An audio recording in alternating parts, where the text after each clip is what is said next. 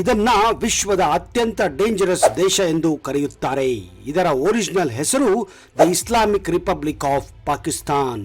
ಪಾಕಿಸ್ತಾನದ 2021ರ ಜನಗಣತಿಯ ಪ್ರಕಾರ ಇಲ್ಲಿ ಸುಮಾರು 28 ಕೋಟಿ ಜನಸಂಖ್ಯೆಯನ್ನ ಹೊಂದಿದೆ. ಇದು ವಿಶ್ವದ 5ನೇ ಅತಿ ದೊಡ್ಡ ದೇಶಗಳಲ್ಲಿ ಒಂದಾಗಿದೆ. ಪಾಕಿಸ್ತಾನ ದೇಶ ಪೂರ್ವದಲ್ಲಿ ಭಾರತ ಮತ್ತು ಚೈನಾ ದೇಶಗಳೊಂದಿಗೆ ಗಡಿಯನ್ನ ಹಂಚಿಕೊಂಡರೆ ಪಶ್ಚಿಮದಲ್ಲಿ ಅಫ್ಘಾನಿಸ್ತಾನ್ ಮತ್ತು ಇರಾನ್ ದೇಶಗಳೊಂದಿಗೆ ತನ್ನ ಬಾರ್ಡರ್ ಅನ್ನ ಹಂಚಿಕೊಂಡಿದೆ. ಪಾಕಿಸ್ತಾನದ ರಾಷ್ಟ್ರೀಯ ಭಾಷೆ ಉರ್ದು ಆಗಿದ್ದರೂ ಕೂಡ ಈ ದೇಶದಲ್ಲಿ ಕೇವಲ 9% ಜನ ಮಾತ್ರ ಉರ್ದುವನ್ನ ಮಾತನಾಡುತ್ತಾರೆ ಹಾಗೂ ಕೇವಲ 3% ಜನ ಮಾತ್ರ ಈ ಭಾಷೆಯನ್ನ ಓದಲು ಬರೆಯಲು ಬಳಸುತ್ತಾರೆ. 70% ಜನ ಇಲ್ಲಿ ಪಂಜಾಬಿ ಭಾಷೆಯನ್ನ ಮಾತನಾಡಿದರೆ ಉಳಿದಷ್ಟು ಜನ ಇಲ್ಲಿ ಸಿಂಧಿ ಹಾಗೂ ಪಶ್ತೂನ್ ಭಾಷೆಯನ್ನ ಮಾತನಾಡುತ್ತಾರೆ. 1947ರಲ್ಲಿ ಪಾಕಿಸ್ತಾನ ಸ್ವತಂತ್ರ ದೇಶವಾದಾಗ ಇಲ್ಲಿನ ಜನಸಂಖ್ಯೆ ಕೇವಲ 4 ಕೋಟಿ ಇತ್ತು. ಆದರೆ ಇವತ್ತು ಇದು ಹತ್ತಿರ ಸುಮಾರು 30 ಕೋಟಿ ಆಸುಪಾಸು ಇದೆ. ಇದು ಅತ್ಯಂತ ವೇಗವಾಗಿ ಬೆಳೆಯುತ್ತಿರುವ ಜನಸಂಖ್ಯೆ ಹೊಂದಿರುವ ದೇಶಗಳಲ್ಲಿ ಒಂದಾಗಿದೆ. ಪಾಕಿಸ್ತಾನದ ಹೆಸರು 2 ದೇಶಗಳಿಂದ ಕೂಡಿದೆ. ಪಾಕ್ ಎಂದರೆ ಪರ್ಷಿಯನ್ ಭಾಷೆಯಲ್ಲಿ ಪವಿತ್ರ ಎಂದರ್ಥ, ಸ್ಥಾನ ಎಂದರೆ ಸಂಸ್ಕೃತ ಭಾಷೆಯಲ್ಲಿ ಜಾಗ ಎಂದರ್ಥ. ಅಂದರೆ ಪವಿತ್ರವಾದಂತಹ ಜಾಗ ಎನ್ನುವುದಕ್ಕೆ ಪಾಕಿಸ್ತಾನ ಎಂದು ಕರೆಯಲಾಗುತ್ತದೆ. ಆದರೆ ಜಗತ್ತಿನಲ್ಲಿ ಪಾಕಿಸ್ತಾನ ಒಂದು ಅತ್ಯಂತ ಹೊಲಸು ದೇಶಗಳಲ್ಲಿ ಒಂದಾಗಿದೆ. ಇದೇ ಕಾರಣ ಅದರ ಹೆಸರಿಗೂ ಈ ದೇಶಕ್ಕೂ ವಿಪರೀತ ವ್ಯತ್ಯಾಸ ಇದೆ ಎಂದು ಎಲ್ಲರೂ ಹೆಚ್ಚಾಗಿ ಗೇಲಿಯನ್ನ ಮಾಡುತ್ತಾರೆ. ಭಾರತ ಮತ್ತು ಪಾಕಿಸ್ತಾನ ಸ್ವಾತಂತ್ರ್ಯ ಪಡೆಯುವ ಮೊದಲು ಪಂಜಾಬ್ ಪ್ರಾಂತ್ಯ ಅತಿ ದೊಡ್ಡ ಪ್ರಾಂತ್ಯವಾಗಿತ್ತು. ಆದರೆ ಸ್ವಾತಂತ್ರ್ಯ ನಂತರ ಪಂಜಾಬದ ಅತಿ ದೊಡ್ಡ ಭಾಗ ಪಾಕಿಸ್ತಾನದ ಭಾಗವಾಗುತ್ತದೆ. ಹೀಗಾಗಿ ಇಲ್ಲಿ ಹೆಚ್ಚು ಪಂಜಾಬಿ ಭಾಷೆಯನ್ನೇ ಮಾತನಾಡುತ್ತಾರೆ.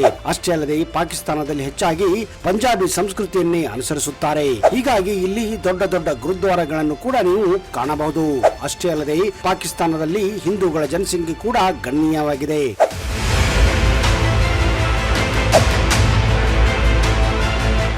1947ರಲ್ಲಿ ಭಾರತ ಮತ್ತು ಪಾಕಿಸ್ತಾನ ವಿಭಜನೆ ಆದಾಗ ಪಾಕಿಸ್ತಾನದಲ್ಲಿ ಸುಮಾರು 14.6% ಹಿಂದೂಗಳ ಜನಸಂಖ್ಯೆ ಇತ್ತು.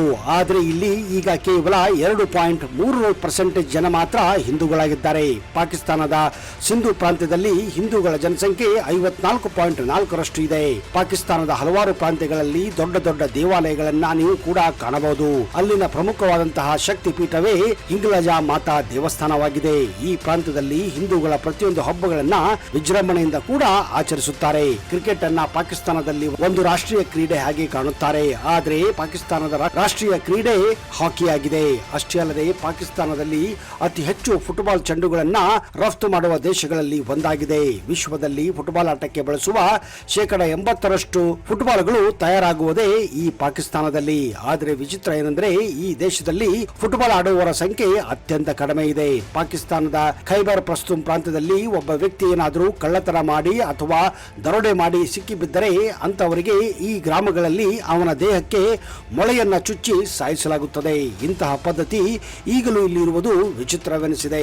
ಪಾಕಿಸ್ತಾನದಲ್ಲಿ ಹಿನ್ನೆಲೆ ಗಾಯಕರ ಸಂಖ್ಯೆ ಅತಿ ಹೆಚ್ಚಾಗಿದೆ. ಇದೇ ಕಾರಣ ನೀವು ಬಾಲಿವುಡ್ ನಲ್ಲೂ ಕೂಡ ಹಲವಾರು ಸಿಂಗರ್ಸ್ ಗಳನ್ನ ಹಿಂದಿ ಸಿನಿಮಾದಲ್ಲಿ ಹಾಡಿರುವುದನ್ನ ಕಂಡಿರಬಹುದು. ಆದರೆ ಈಗ ಪಾಕಿಸ್ತಾನದ ಗಾಯಕರಿಗಾಗಲಿ ನಟರಿಗಾಗಲಿ ಭಾರತದಲ್ಲಿ ನಟನೆ ಮಾಡಲು ಹಾಡಲು ಅವಕಾಶ ಇಲ್ಲದಾಗಿದೆ. ಈಗ ಅವರ ಮೇಲೆ ನಿರ್ಬಂಧ ಕೂಡ ಹೇರಿಸಲಾಗಿದೆ. ಪಾಕಿಸ್ತಾನದಲ್ಲೂ ಕೂಡ ಸಿನಿಮಾಗಳನ್ನ ನಿರ್ಮಾಣ ಮಾಡಲಾಗುತ್ತದೆ. ಅವುಗಳಲ್ಲಿ ಹೆಚ್ಚಾಗಿ ಉರ್ದು, ಪಂಜಾಬಿ, ಸಿಂಧಿ ಮತ್ತು ಪಶ್ತೂನ್ ಭಾಷೆಯಲ್ಲಿ ಸಿನಿಮಾಗಳು ತಯಾರಾಗುತ್ತವೆ. ಇಲ್ಲಿನ ಸಿನಿಮಾ ಇಂಡಸ್ಟ್ರಿಯನ್ನ ಲಾಲಿವುಡ್ ಎಂದು ಕರೆಯಲಾಗುತ್ತದೆ.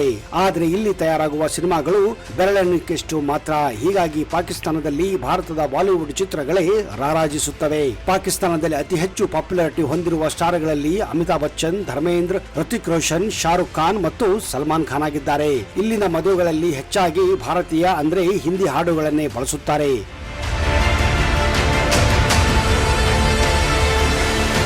ಪಾಕಿಸ್ತಾನದಲ್ಲಿ ಇಸ್ರೇಲ್ ದೇಶಕ್ಕೆ ಹೋಗಲು ಅನುಮತಿಯನ್ನು ಕೊಡಲಾಗುವುದಿಲ್ಲ. ಹೀಗಾಗಿ ಯಾವುದೇ ಕಾರಣಕ್ಕೂ ಯಾವುದೇ ಒಬ್ಬ ವ್ಯಕ್ತಿ ಇಲ್ಲಿ ಇಸ್ರೇಲ್ ದೇಶಕ್ಕೆ ಹೋಗಲು ಅನುಮತಿ ಸಿಗುವುದಿಲ್ಲ. ಇದಕ್ಕೆ ಕಾರಣ ಅವರು ಇಸ್ರೇಲ್ ದೇಶವನ್ನ ಒಂದು ದುಶ್ಮನ್ ದೇಶ ಎಂದು ಭಾವಿಸುತ್ತಾರೆ ಹಾಗೂ ಇಸ್ರೇಲ್ ಅನ್ನ ಅವರು ದೇಶವೆಂದು ಕೂಡ ಪರಿಗಣಿಸುವುದಿಲ್ಲ. ಪಾಕಿಸ್ತಾನದ ಕಲಾತ್ ಎಂಬ ಪ್ರಾಂತ್ಯದಲ್ಲಿ ಬಲೋಚ್ ಪಂಗಡದಲ್ಲಿ ಒಬ್ಬ ಮನುಷ್ಯ ಒಂದೇ ಸಾರಿ 4 ರಿಂದ 5 ಜನ ಮಹಿಳೆಯರನ್ನ ಮದುವೆ ಆಗುವಂತಹ ಒಂದು ವಿಚಿತ್ರ ಪದ್ಧತಿ ಇದೆ. ಅಷ್ಟೇ ಅಲ್ಲದೆ ಒಂದೇ ಸಾರಿ ಆ 5 ಜನ ಮಹಿಳೆಯರನ್ನ ಗರ್ಭವತಿಯನ್ನಾಗಿ ಮಾಡಿದರೆ ಇಲ್ಲಿ ಭಾರಿ ಗೌರವ ಆ ವ್ಯಕ್ತಿಗೆ ಸಿಗುತ್ತದೆ. ಒಂದು ರೀತಿ ಆ ವ್ಯಕ್ತಿ ನಿಜವಾದ ಗಂಡಸು ಅಂತ ಇಲ್ಲಿ ಭಾವಿಸಲಾಗುತ್ತದೆ. ಇನ್ನೊಂದು ವಿಚಿತ್ರ ಏನೆಂದರೆ, ಈ ದೇಶದಲ್ಲಿ ನೀವೇನಾದ್ರೂ ನಿಮ್ಮ ಎಜುಕೇಶನ್ ಆಗಲು 2 ಲಕ್ಷ ಮೀರಿದರೆ ಅದಕ್ಕೆ 5% ಟ್ಯಾಕ್ಸ್ ಅನ್ನ ನೀವು ಅಲ್ಲಿನ ಸರ್ಕಾರಕ್ಕೆ ಕೊಡಬೇಕಾಗುತ್ತದೆ. ಪಾಕಿಸ್ತಾನದಲ್ಲಿ ಉರ್ದು ಹಾಗೂ ಪಂಜಾಬಿ ಬಿಟ್ಟು ಇಲ್ಲಿ ಸರಿಸುಮಾರು 77 ಭಾಷೆಗಳನ್ನ ಮಾತನಾಡುತ್ತಾರೆ. ಭಾರತದಲ್ಲಿ ಹೇಗೆ ರೂಪಾಯಿಯನ್ನ ಇಲ್ಲಿನ ಕರೆನ್ಸಿಯಾಗಿ ಬಳಸುತ್ತಾರೋ ಅದೇ ರೀತಿ ಪಾಕಿಸ್ತಾನದಲ್ಲಿ ಪಾಕಿಸ್ತಾನಿ ರೂಪಾಯಿಯನ್ನ ಕರೆನ್ಸಿಯಾಗಿ ಬಳಸುತ್ತಾರೆ. ಭಾರತದಲ್ಲಿ ಹೇಗೆ ನಾವು ಗಾಂಧಿಯನ್ನ ಭಾರತದ ಪಿತಾಮಹ ಅಂತ ಕರೆಯುತ್ತೇವೋ ಅದೇ ರೀತಿ ಪಾಕಿಸ್ತಾನದಲ್ಲಿ ಮೊಹಮ್ಮದ್ ಅಲಿ ಜಿನ್ನಾ ಅವರನ್ನ ಅಲ್ಲಿನ ಪಿತಾಮಹ ಎಂದು ಕರೆಯುತ್ತಾರೆ. ಲಿಯಾಕತ್ ಅಲಿ ಖಾನ್ ಪಾಕಿಸ್ತಾನದ ಮೊಟ್ಟ ಮೊದಲ ಪ್ರೈಮ್ ಮಿನಿಸ್ಟರ್ ಆಗಿದ್ದರು. ಇಸ್ಲಾಮಾಬಾದ್ ಪಾಕಿಸ್ತಾನದ ರಾಜಧಾನಿಯಾಗಿದೆ. ಕರಾಚಿ ಪಾಕಿಸ್ತಾನದ ಪ್ರಸಿದ್ಧ ಬಂದರು ನಗರವಾದರೆ ಲಾಹೋರ್ ಇಲ್ಲಿನ ಅತ್ಯಂತ ಮುಂದುವರೆದ ನಗರಗಳಲ್ಲಿ ಒಂದಾಗಿದೆ.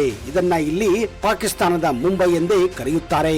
ಇಲ್ಲಿನ ಹಲವಾರು ಪ್ರದೇಶಗಳಲ್ಲಿ ಹಾಗೂ ನಗರಗಳಲ್ಲಿ ಹೆಣ್ಣು ಮಕ್ಕಳಿಗೆ ಹೊರಗಡೆ ಕೆಲಸ ಮಾಡಲು ಅವಕಾಶ ಇರುವುದಿಲ್ಲ. ಅಷ್ಟೇ ಅಲ್ಲದೆ ಶಾಲೆಗಳಲ್ಲಿ ಓದಲು ಕೂಡ ಇವರಿಗೆ ಅವಕಾಶವಿಲ್ಲ.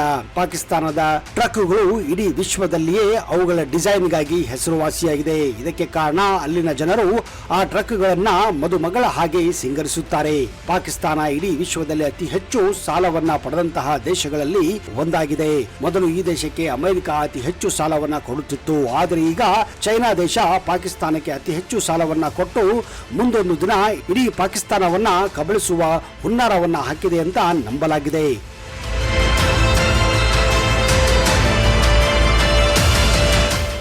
ಪಾಕಿಸ್ತಾನ ವಿಶ್ವದಲ್ಲಿ ಅತಿ ಕಡುಬಡು ದೇಶಗಳಲ್ಲಿ ಒಂದಾಗಿದೆ.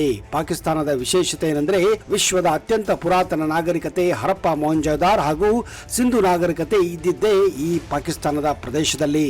ಪಾಕಿಸ್ತಾನ ತನ್ನ ಹಿಮಾಲಯನ್ ರಾಕ್ ಸಾಲ್ಟ್ ಅಂದ್ರೆ ಹಿಮಾಲಯದ ಕಲ್ಲುಪ್ಪಿಗೆ ಇದು ಹೆಸರುವಾಸಿಯಾಗಿದೆ.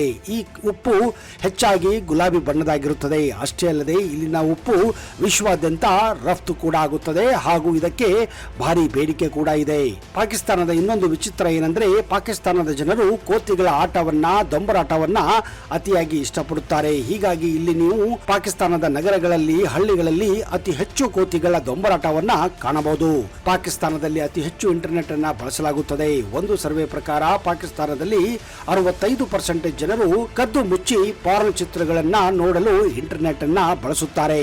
ಇಲ್ಲಿನ ಜನರು ಯಾವುದೇ ಕಾಯಿಲೆ ಬಂದರೆ MBBS ಓದಿದ ಡಾಕ್ಟರ್ಗಿಂತ ಅಲ್ಲಿನ ಲೋಕಲ್ ಮೌಲಾನಗಳ ಮೇಲೆ ನಂಬಿಕೆ ಇದೆ. ಇದೇ ಕಾರಣ ಇಲ್ಲಿ ಮೌಲಾನಗಳೇ ಹೆಚ್ಚು ಡಾಕ್ಟರ್ಗಳಾಗಿದ್ದಾರೆ. ಪಾಕಿಸ್ತಾನದ ಇನ್ನೊಂದು ವಿಶೇಷತೆ ಏನೆಂದರೆ, ಇಲ್ಲಿ ಅತಿ ಹೆಚ್ಚು ಉಗ್ರರ ಅಟ್ಯಾಕ್ಗಳು ಕೂಡ ಆಗೋದು.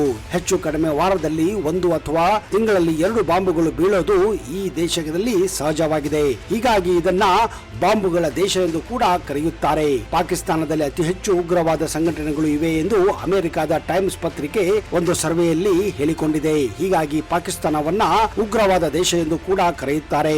ಪಾಕಿಸ್ತಾನದಲ್ಲಿ ತುಂಬಾನೇ ಸುಂದರವಾದ ಜಾಗಗಳು, ಪ್ರಸಿದ್ಧ ಪ್ರವಾಸಿ ಸ್ಥಳಗಳು ಇದ್ದರೂ ಕೂಡ ಪಾಕಿಸ್ತಾನವನ್ನ ಭೇಟಿ ಕೊಡಲು ಅತಿ ಕಡಿಮೆ ಜನರು ಬರುತ್ತಾರೆ. ಇದಕ್ಕೆ ಕಾರಣ ಪಾಕಿಸ್ತಾನದಲ್ಲಿ ಇರುವಂತಹ ಭಯಾನಕ ವಾತಾವರಣ. ಪಾಕಿಸ್ತಾನದಲ್ಲಿ ಅತಿ ಹೆಚ್ಚು ಬಾಂಬ್ ಅಟ್ಯಾಕ್ ಆಗುವುದೇ ಶುಕ್ರವಾರದ ನಮಾಜ್ ವೇಳೆಯಲ್ಲಿ. ಹೀಗಾಗಿ ಕೆಲವೊಂದು ಜಾಗಗಳಲ್ಲಿ ಶುಕ್ರವಾರದ ನಮಾಜುಗಳು ನಡೆಯುವುದೇ ಇಲ್ಲ ಹಾಗೂ ಇಲ್ಲಿನ ಮಸೀದಿಗಳು ಆ ಸಮಯದಲ್ಲಿ ಖಾಲಿಯಾಗಿರುತ್ತವೆ. ಹೀಗಾಗಿ ಪಾಕಿಸ್ತಾನದಲ್ಲಿ ಅಲ್ಲಿನ ಜನರು ಪೊಲೀಸ್ ಫೋರ್ಸ್ ಅನ್ನ ಹಾಗೂ ಅಲ್ಲಿನ ಸೈನ್ಯವನ್ನ ಭರ್ತಿಯಾಗಲು ಈಗಲೂ ಕೂಡ ಹೆದರುತ್ತಾರೆ. ಯಾಕಂದ್ರೆ ಯಾವಾಗ ಯಾವ ಸಮಯದಲ್ಲಿ ಅವರ ಮೇಲೆ ಅಟ್ಯಾಕ್ ಆಗುತ್ತದೆ ಅನ್ನೋದು ಗೊತ್ತಾಗುವುದಿಲ್ಲ.